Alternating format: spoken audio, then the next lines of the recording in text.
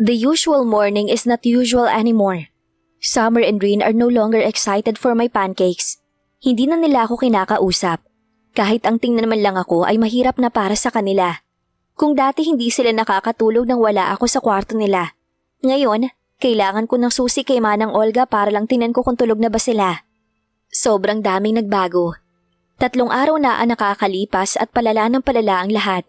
Napapansin din iyon ni Clint, pero wala naman sinasabi sa kanya sila Summer at Rain. Tahimik lang ang dalawa kaya hindi na niya pinipilit. Gusto ko mang magtanong at lapitan sila pero hindi ko naman magawa. Para bang ang tayog ng pader na itinayo nila para protektahan ang sarili mula sa akin. Sabi ko sa sarili ko, hindi ko sila sasaktan. Pero sa hindi malamang dahilan, mas lalo kong nakikita ang takot nila sa akin. Minsan tahimik akong umiiyak kapag nakikita ko silang mahimbing na natutulog sa kanilang kwarto. I miss their laughter, their jokes, their hugs and their kisses. Mabigat sa pakiramdam na kahit nasa harap na nila ako, ay hindi pa rin nila ako nakikita. Katulad ngayon, maaga akong nagising para ipagluto sila ng breakfast. Tahimik lang silang dalawa habang tinitingnan ko sila. Sumisimsim ako sa kape nang maabutan si Summer na sumulyap sa akin, pero agad na nagbaba ng tingin. Kapag ginagawa niya yon, mas lalo ako nasasaktan. Tipong dinudurog ang puso ko, pero hindi ko lang masabi. Nasa kabisera si Clint at kasabay din namin. Kinakausap siya ni Rain at madalas sa sinasagot din ni Summer. Pero ni minsan hindi nila ako kinakausap. Hahalik lang sila sa pisngi ko kapag paalis na sila papuntang eskwela. Pero mabilis lang iyon at agad nalalayo sa akin at wala nang ibang sasabihin. Hindi ko pinipilit ang sarili ko sa kanila. Natatakot din ako mas matakot sila sa akin. What do you plan to do today? Masuyong tanong ni Clint kay Rain. Sabado ngayon kaya wala silang pasok. Bala ko sana magpaalam kay Clint na ipasyal sila Summer at Rain pero hindi ko na ginawa dahil alam kong hindi yun magugustuhan ng mga bata. Our tutor will come here. Tipid na sagot ni Rain. Sinulyapan ako ni Clint at nang magtama ang tingin namin, ngumiti ako ng pilit. We will play on our room after that. Dagdag pa ni Rain dahil hindi nagsasalita si Summer. We used to play before. Naroon ako lagi sa kwarto nila noon at binabantayan sila. Pero ngayon panlihim na lang akong pumasok sa mga oras na alam kong hindi nila mapapansin ang pagpasok ko. Magsasalita pa dapat si Clint na mag-ring ang kanyang cellphone. Kinuha niya iyon galing sa bulsa ng kanyang shorts at saglit na kumunot ang noo bago iyon sagutin. Nicolo? Aniya at tumayo. Naglakad siya palayo dahil mukhang seryoso ang pag-uusapan nila ni Nicolo. Naiwan kami ng mga bata. Tahimik pa rin sila at mas lalo pang natahimik dahil sa pag-alis ni Clint. Tinitigan ko ng mabuti si Summer. She was silent all the time. Ang bilis ng pagbabago. Naaalala ko si Summer na maingay, makulit at mahilig magpalambing. Laging may ngiti sa labi at mas energetic kay Rain. Ngayon na pinagmamasdan ko siya, pinipiga ang puso ko. Tahimik lamang siya at parang takot na gumawa ng ingay. Summer! I called her gently hoping she could talk to me. Nakita ko ang pagkakatigil niya. Nag-angat siya ng tingin sa akin pero mabilis din nag-iwas. Takot na makita ako. Kinagat niya ang ibabang labi at maiiyak na naman. Napalunok ako at hindi na inulit ang pagtangkang mapansin niya. Nalipat ang tingin ko kay Rain at nang magsalubong ang tingin namin, mas malamig ang tingin niya kesa sa ordinaryong tingin niya noon. Kahit ganoon kalamig iyon, nakita ko pa rin ang pagdaan ng takot sa mga mata niya. Hindi ko na napansin ang pagbalik ni Clint, kaya nang maupo siya ulit sa kabisera, ay agad akong napabaling sa kanya. Seryoso na ngayon ang kanyang muka at mukhang hindi maganda ang balita sa kanya. I need to check something since Cebu now. Malaki ang naging problema. Aniya na sa akin nakatingin. Umawang ang bibig ko para sana magtanong, pero naunahan na ako ng maliit na boses ni Summer. Kailan ka uuwi, Daddy? Dalawa kaming napatingin sa kanya. Nag-aalala ang mga mata nito at may pagkontra sa pag-alis ng ama. Bukas na ako makakauwi, Princess. Hindi yun matatapos mamayang gabi, but early tomorrow morning, I'm already here. He gave them a reassuring smile. Tumango si Summer at bumalik sa pagkain. Ganoon din ang ginawa ni Rain. Nang matapos ang agahan, sumunod ako kay Clint sa kwarto niya. Hindi lang para tulungan siya mag-impake ng ilang gamit, kung hindi para makausap siya. Clint! Natapos na kami kaya nasa akin na ang buo niyang atensyon. Nang magtagpo ang tingin namin, nakita ko agad ang pag-aalala sa mga mata niya. Kung purong pag-aalala ang nasa mga mata niya, takot naman ang nakikita sa akin. Lumapit siya at agad na niyapos ang bewang ko at magaan na hinalikan ng gilid ng noo. Kapag ginawa niya ito noon, kumakalma ako kahit paano. Pero ngayon hindi ko magawa. I'll be back soon. Bulong niya na para bang naiintindihan ako kahit wala pa akong sinasabi. Bumuntong hininga ko. Paano sila Summer at Rain?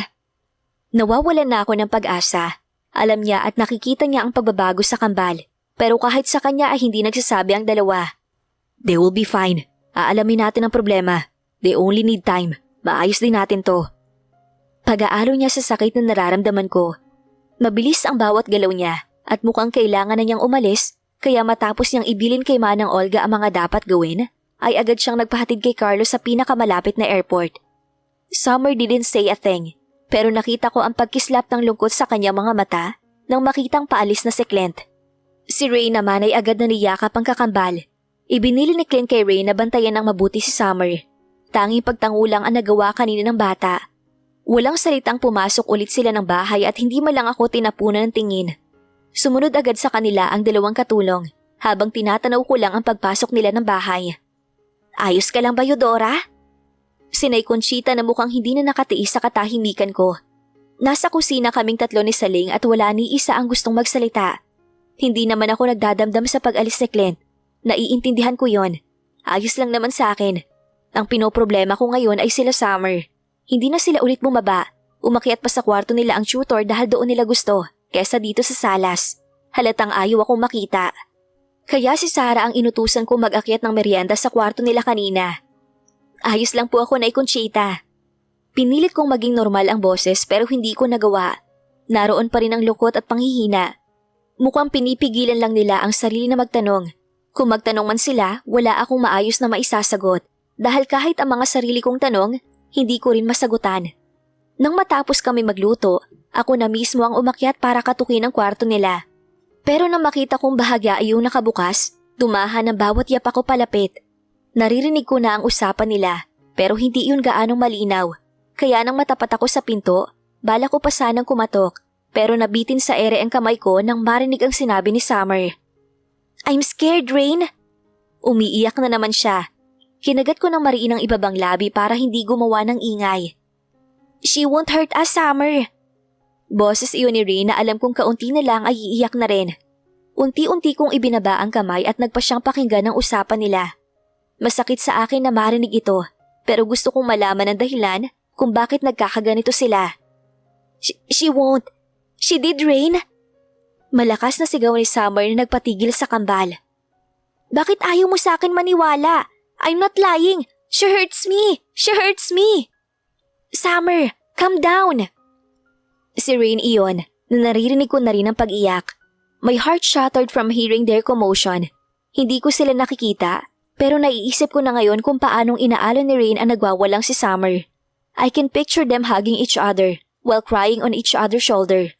Dapat naroon ako, pinapakalma sila at pinapatahan, pero hindi ko magawa. Dahil malinaw pa sa pandinig ko kung paanong isinigaw ni Summer na sinaktan ko siya. Wala akong maalala na pinagbuhatan ko siya ng kamay. Wala akong maalala na nagsabi ako ng masakit na salita sa kanila. Hindi ko sila magagawang saktan. Hindi ko yun gagawin. Nagbabadya na ang luha sa mga mata ko pero nilabanan ko yon. Calm down, Summer. Pangihikayat ni Rain habang sinusundan ng mahinang hikbi. God, it breaks me. Mommy loves us.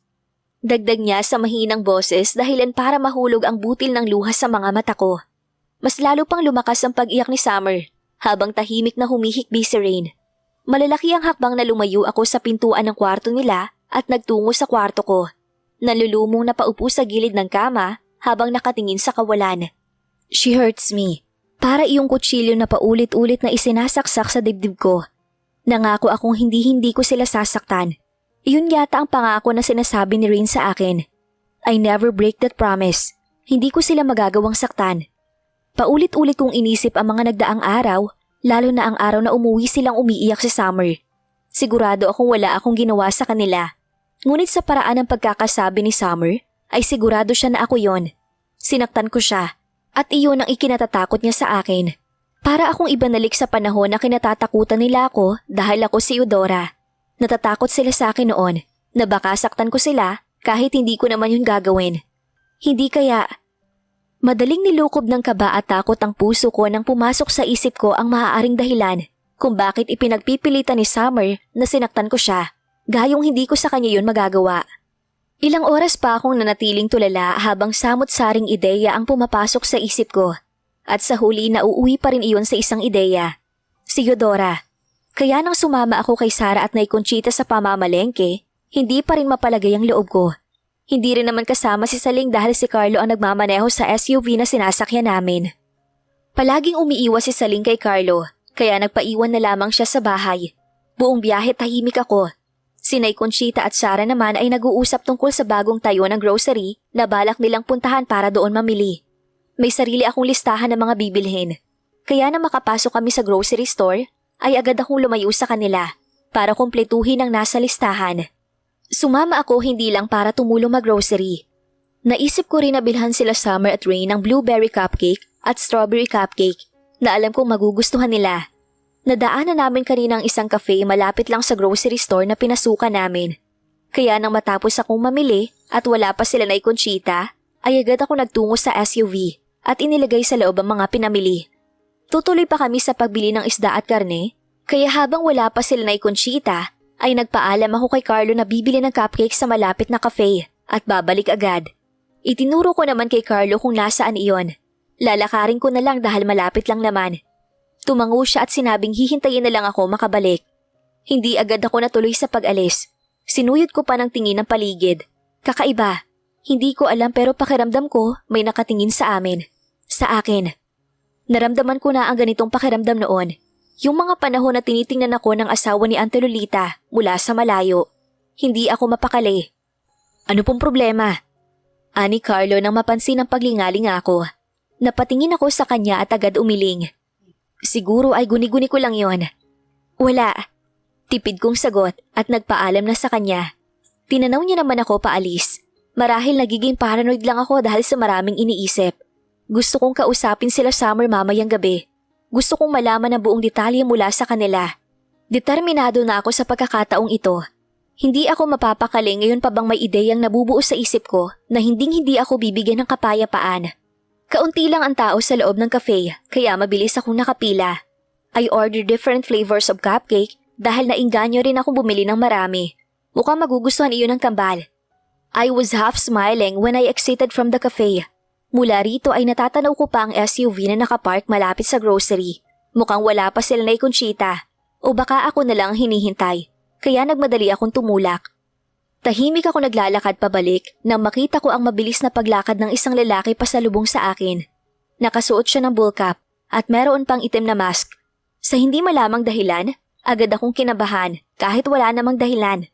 Parang kaba na biglaan sa hindi maipaliwanag na dahilan. Nakatutok ang mga mata ko sa kanya. Sa likod niya ay dalawang babae na may pinag-uusapan kaya mabagal ang lakad. Nang lagpasan niya ako ay laking pasasalamat ko yon. Napaparanoid lang talaga ako. Nagpatuloy ako sa paglalakad pero natigilan din nang may umakbay sa akin kasabay ng pagdiin ng kung ano sa likod ko. Hindi ko na nagawang lingunin ang lalaki dahil nilukob na ako ng matinding kaba. Hold up ba to? Maraming tao pero hindi nila ako napapansin.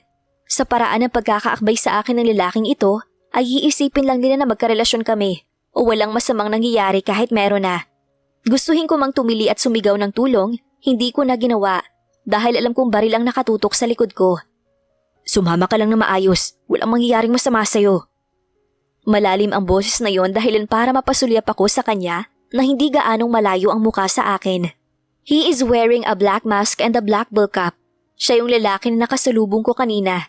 My instinct tells me, sabi na nga bang masama siyang tao. Bitawan mo ko! Impit iyong sigaw pero nang maramdamang mas dumiin ang baril sa likod ko, parang iyon ang naging sagot niya.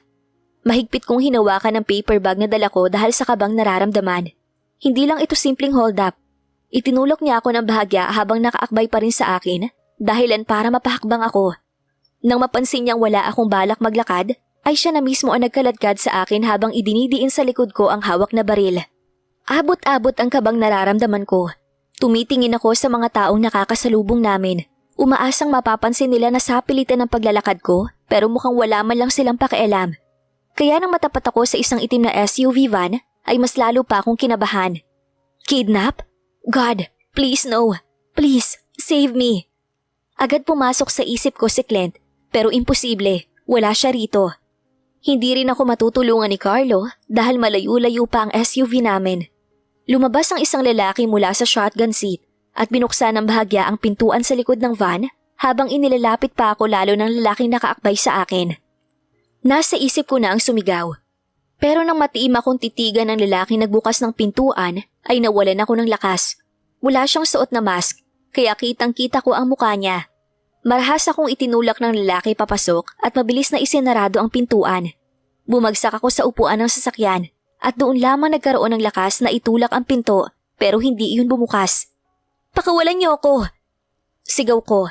Bumaling ako sa kaliwang pinto at ngayon lang napansin ang taong nakaupo roon.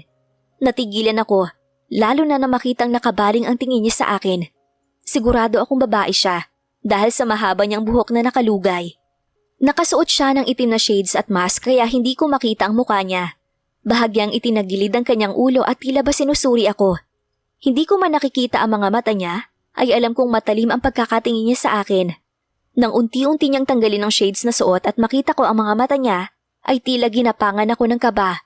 Her eyes reminds me of someone. Matalim ang tingin. Sinunod niyang tinanggal ang mask na suot at nang matanggal niya iyon, ay umawang ang nakatikom kong bibig. My eyes couldn't believe it. Umangat ang sulok ng kanyang labi na para bang iniinsulto na niya ako kahit wala naman siyang sinasabing kahit na ano. Ang mga mata ay nanatiling matalim ang tingin sa akin at hindi maikukubli ang madilim na emosyon sa mga matang iyon. Dagdagan pa na makapal ang eyeliner at eyeshadow. Mapupula ang labi na ngayon ay bahagyang nakaangat ang sulok. Noon hindi ako makapaniwala sa litrato niya. Pero ngayon nasa harap ko na siya. Totoo. Hindi noon matanggap ng isip ko na maaari iyong mangyari. Pero ngayon, tumigil ang tibok ng puso ko mula sa malakas na pagpintig nito. Parang binuhusan ako ng malamig na tubig, dahilan para matauhan ako. Eudora? I whispered her name. So it's true. You really look like me. Eudora hissed. Hindi ko alam kung sarkastiko ba yon o pangiinsulto. Hindi ko mabasa ang emosyon sa mga mata niya, dahilan para gumapang ang kaba sa dibdib ko. Lalo na nang abutin niya ang buhok ko at bahagyang pinalis. Lumayo ako at umurong pa hanggang sa maramdaman ko ang malamig na pintuan sa likod. Tumaas palalo ang sulok ng kanyang labi hanggang sa maging ngisi iyon pero wala pa rin emosyon ng mga mata. Naalala ko agad ang walang emosyong mga mata ni Rain. Mukhang namana niya iyon kay Eudora. Ekspertong natatago ang mga emosyon sa likod ng malamig na tingin na tumatagos sa buto at kalamnan ko. Subagay, kaunting fashion at makeup lang ang kailangan mo ay makukuha mo na ang hugis at ganda ko. Mapang-insulto siyang gumawa. No wonder, nauuto mo rin si Ted na walang kahirap-hirap. Umiling siya habang sinusupil ang ngiti sa labi. She looks like an angel. I won't deny that. Hindi ko makitang magkamukha kami dahil maganda siya, higit pa sa mga litrato niya. Mariin kong itinikom ang bibig dahil kailangan kong kalmahin ang puso ko na hanggang ngayon ay pumipintig ng malakas. I need to focus, pero tanging isang pangungusap lang ang patuloy na pumapasok sa isip ko. No wonder na uuto mo rin si Ted na walang kahirap-hirap. Si Ted? Si Clint? Iyon ang tawag niya sa kanya? Anong kailangan mo sa akin? Tanong ko, pilit nilabanan ng kaba. Mukhang alam niya na nagpapanggap ako bilang siya, base na rin sa sinabi niya. Ibig sabihin babalik na siya? Oh my God, she can't do that of course. Galit sa kanya si Clint sa mga ginawa niya. Sa kanya galit si Clint. Paano ako? Hindi ba't napatawad na niya ako bilang si Eudora? Ibig sabihin, kung babalik si Eudora, tatanggapin na siya ni Clint. God, no. Pero nangako akong ibabalik ko rin sa kanya ang mga bagay na hiniram ko.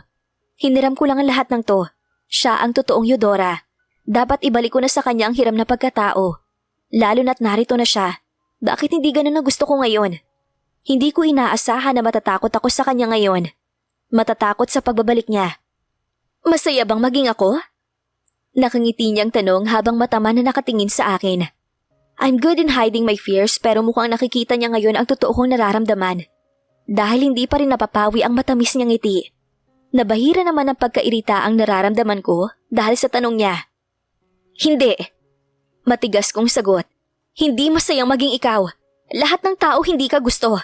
Look at yourself, Eudora. Walang natutuwa sa'yo. Hindi masayang maging ikaw dahil nung una, lahat sila naging malupit sa akin.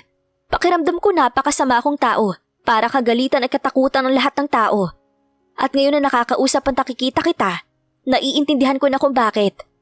Halos magsumigaw ang boses sa loob ng utak ko, pero pinigilan ko ang sarili na wag siyang sigawan. Kailangan kong kumalma para maging maayos ang daloy ng usapan na to. Alam kong may plano siya. May dahilan kung bakit narito ako at nagpakita siya sa akin. Hindi. Itinaas niya ang kanyang kaliwang kilay. But it seems like you're enjoying my life. She even emphasized the word my. Hindi rin. I need to calm down. I need to play wisely. Sinusuka ka ng lahat. Hindi masaya yon. Bumaba ang nakataas niyang kilay at wala nang bahid ng ngiti sa kanyang labi. Nanatiling malamig ang tingin niya sa akin na sinuklian ko naman ang blankong ekspresyon. She shrugged off her shoulder. Well, living your life means doing the things you want, not what others expect from you. I am not a people pleaser, kaya wala akong pakialam kung sinusuka nila ako. Kasi sa una pa lang, wala na akong pakialam kahit na kanino. Bali wala niyang sabi. Oo, kahit sa pamilya mo. Silence ako. I gritted my teeth when I remembered how mean she treated her daughters and husband. Kumunot ang kanyang noo saglit bago sumilay ang isang tipid ng ngiti sa sulok ng kanyang mapupulang labi kasabay ng pagtaas bahagya ng kanyang kilay. Seems like you cared about them already. Maganda yan. Nanunuya niyang saad. Mariin kong kinuyom ang palad dahil kaunti na lang ay hihilahin ko na ang buhok niya. I always think ill about her. Naisip kong napakasama niya. Pero ngayon ko lang napatunayan na wala talaga siyang puso. I cared about Auntie Lolita and her family, despite of the difficulties I encountered with them. Tinuturing ko pa rin silang pamilya, kahit kaunting parte lang sa puso ko, pero siya, pinag-uusapan na ang sarili niyang mga anak at asawa, parang wala lang yun sa kanya. My body wants to attack her, physically, but my mind says I should not. Dihado ako sa huli, dahil may mga tauhan siya. Kailangan kong kumalma kahit gusto ko na siyang patayin dahil sa galit na nabubuo sa loob-loob ko. I can give you my identity. Malamig siyang nagpatuloy sa pagsasalita. Malaya ka magpanggap na ako. Kung kanina blanco ang ekspresyon ko, ngayon pakiramdam ko pinaglalamayan na siya kung nakamamatay lang ang tingin. Pero walang libre sa mundo. Lahat pinagbabayaran ng patas kung gusto mo maging fair din ako sa'yo.